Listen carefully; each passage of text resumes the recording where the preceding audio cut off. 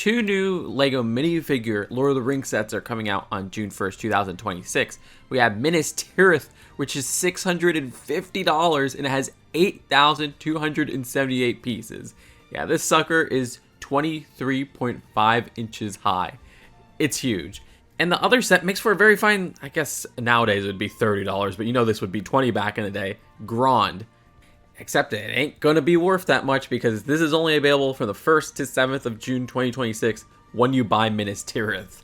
Come on, LEGO, just make this something that you would sell on store shelves. I missed that from the LEGO Lord of the Rings line. Back in the day in 2012, we had plenty of sets of varying ranges of prices. To be fair, none of them were as expensive as this set. Okay, so Minas Tirith does something very interesting that the other LEGO Lord of the Rings sets didn't lean into too much, which is this is a build that shifts perspectives. It's not exactly minifigure scale, but the closest we get to that is definitely the entry level right here. But as you move farther to the top, we have smaller and smaller buildings depicted, but I think it's done in a very tasteful and artistic way. I mean, yeah, building this is going to be a pain in the butt of repetition, but what set that's around 8,000 pieces isn't? I love the design of the white walls at the front and how they capture the shaping and everything there. The cliff in the middle right there is especially eye-catching. And those front gates lined with those statuette pieces in the green colors is such a stark contrast from the rest of the set. This also uses some interesting new prints for the windows where you have a flat bottom round top 1x1 tile which has 2 windows and then a 1x2 brick which has 3 windows. And the other side of the build is an open back interior which is completely minifigure scale.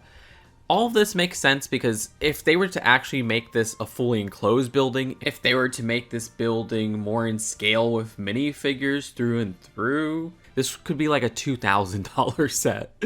This set is already very expensive as it is. I think it's a good deal, but yeah, $650. So I'm very happy with how they captured these different aspects of the building. And the interior is gorgeous as well. You have that throne there. I love the use of this piece, which we'll get to the minifigures in a bit, but if you notice, that's the same new crown piece that Aragorn has, but in white. So it's cool to get 2 different colors of this really detailed new piece. 2 more nice prints right here. Denethor's feasting table right here. I love getting the Hylian shield unprinted here, and it's used in a very clever way. There's upper levels as well. I love the use of that clamshell bottom piece at the very top.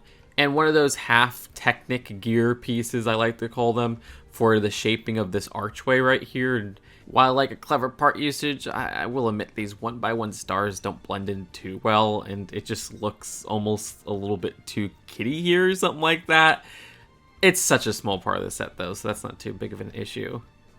And that's not all for the interior. You can see how you could remove the throne. And also, the front gate section is a separate section that has some detailing of its own, including these little staircase to these towers at the top. Some market scenes with various fruits, a wheelbarrow over here, guard posts. You could see how by removing those tower tops, there's accessible interior rooms. This one has some fun details like this 1x2 print, which I believe is from the LEGO Harry Potter line, and also seemingly an oil lamp. The removable tower at the top having a torch and lumber, and the other room is a bedroom. I love how the section at top has a new print of the Black Eye of Sauron, which the design of that isn't on a translucent piece anymore. We got that back in 2013. We haven't gotten it since. I mean, we have gotten a Planetary in modern Lord of the Rings, but I didn't have the Eye of Sauron print because it's in his throne room. I gotta pop back to the exterior because I missed a little thing. The top level has a design for the Court of the Fountain, which is interesting because it seems like they got the wrong color with the tan right here. Still, I like that fountain build. That looks really cool. And the mini-scale buildings to the back look neat as well and are very intricate. The minifigure selection has so many great minifigures. So dang, I wish they just spammed this with more Gondor soldiers. Like, that would be great. This is a $650 set after all, and I absolutely love that new helmet piece they have going on there. The detailing with the shield right here and the breast armor looks gorgeous. Though if you want to get in the weeds about it, the Gondor soldier shields are the wrong shape. That would have required a new piece potentially. And it seems like we have 2 sets of 2, which they share the same face. You couldn't get some variation in the 4 minifigures faces there.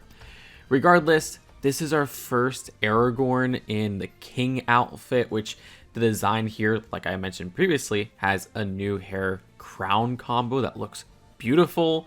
I love the breast armor plate there as well. The detailing even surpasses the ones on the soldiers. And there's the green dress for Arwen, which I love the detailing on that front torso. We need more green dresses from LEGO. Actually, I think this is the first time we're getting that dress piece in this color.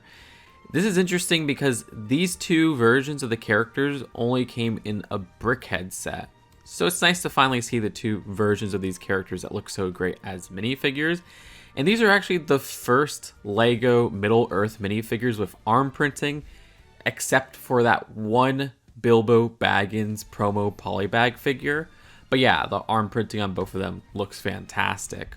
I'm also glad that Arwen gets new face printing because the last version of her in Rivendell just used the face that was used for multiple characters from other licenses. Also, I love that banner, which that's like a fabric, right? I don't know. It's really interesting looking on how that piece is made. I originally thought it was like a film-like plastic piece that we've seen for other banners, but it doesn't seem to be. This is the first set to ever give us Faramir, and I love how we get an exclusive recolor of that hair piece that we've seen used with like LEGO Friends before. Awesome new face print, torso print, and leg printing, except I do kind of wish that the leg printing continued to the side there. Maybe these should have been dual molded. And it's also the first time that we get Denethor, which the design has a new face print from my understanding, which that could be used for Mike's Dekloska. Like, does anybody else think that? And then the torso and leg printing looks neat as well. I love how they give him the little cherry tomatoes, which is just a cherry piece. Pippin gets an exclusive minifigure, which the torso printing is new there. Always love seeing the dual molded short legs, so in that color it's not exclusive, coming in the Hobbit Hole set twice. For the 2020's LEGO Lord of the Rings line, this is the 3rd new face for Pippin. You can see there's the angry expression, then one that's very close to the one from 2023.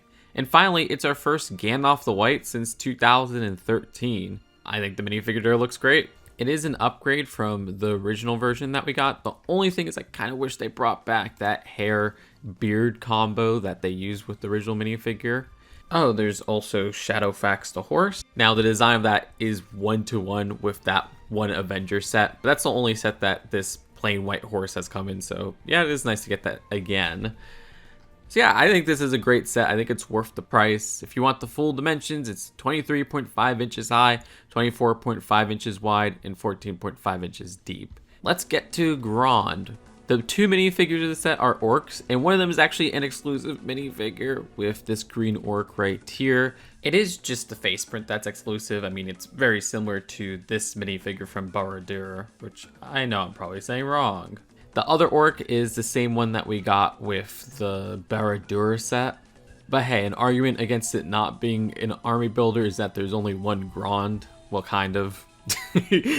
Regardless, I really like how they build up the creature-like middle section right there, even down to using what's seemingly one of these bar pieces attached to a hold stud right here for like the eyes. You got like the teeth with those modified 1x2s.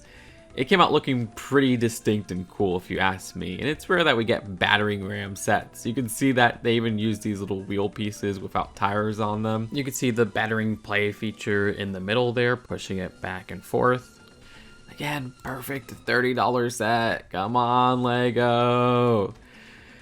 But that's all I have to say about these 2 new LEGO Lord of the Rings releases. Sorry it wasn't as in-depth. It's been a little while since I've seen the trilogy. You know, I think it's time for a rewatch. Let me know what you think in the comments below. Will I be getting them? Well, thanks to LEGO, they actually sent it to me early, so I really appreciate that, but nothing in this video was compromised. Because they sent it to me early, I will always give you the honest opinion.